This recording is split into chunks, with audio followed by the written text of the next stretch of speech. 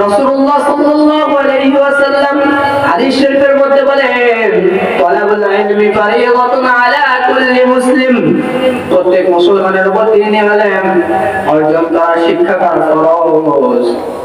একটা কথা মাথায় রাখেন, আমরা আমাদের সন্তানদেরকে ঢাকা বিশ্ববিদ্যালয়ে পড়াইতেছি, তাকে ইঞ্জিনিয়ার বানাইতেছি, তাকে ডাক্তার বানাইতেছি, এমবিবিএস বানাইতেছি। মনে রাখেন, আপনি নিজ নিজে ভালোভাবে চললেন, আল্লাহর সন্তুষ্টি অনুযায়ী চললেন, কিন্তু আপনার সন্তানকে দ্বীন শিক্ষা দিলেন না, ধর্মীয় শিক্ষা দিলেন না, তাহলে কাল কিয়ামতের দিন আল্লাহর সামনে জবাবদিহিতা করতে হবে। কাল কিয়ামতের দিন যখন আল্লাহ তাআলা যে সন্তানকে তার পিতামাতা ধর্মীয় শিক্ষা দেয় নাই, ধর্মীয় শিক্ষা না দেওয়ার ফলে আল্লাহ তাআলা তাকে জিজ্ঞাসা করবে, ও মানুষ, তোমাকে কি তোমার পিতামাতা ধর্মীয় শিক্ষা দেয় নাই? তখন ওই সন্তান বলবে, আল্লাহ, আমার পিতামাতা তো আমাকে দুনিয়ার শিক্ষা দিয়েছে, আমাকে সাধারণ শিক্ষায় শিক্ষিত করেছে, আমাকে তো ধর্মীয় শিক্ষা দেয় নাই। আমি আপনাকে কিভাবে চিনবো? আপনার তারিফ সম্পর্কে কিভাবে জানবো? ও মানুষ, সেই দিন খুব ভয়াবহ অবস্থা হবে।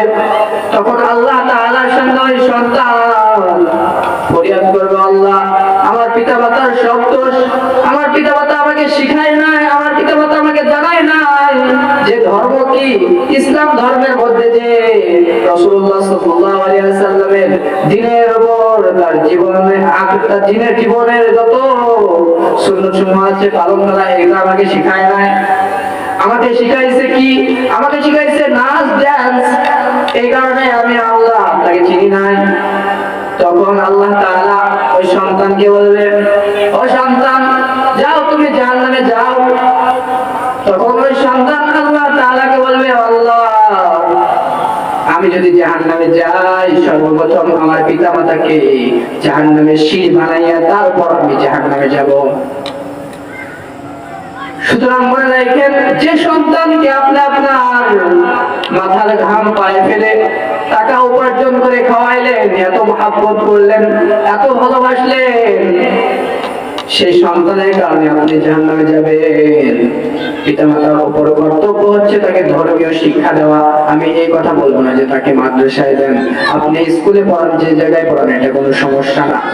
তাকে ধর্মীয় দ্বীনি শিক্ষা দেন, তাকে কোরআনের ভাষা শিখান, তাকে রাসূলুল্লাহ সাল্লাল্লাহু আলাইহি ওয়াসাল্লামের সুন্নাতের তরিকা শিখান।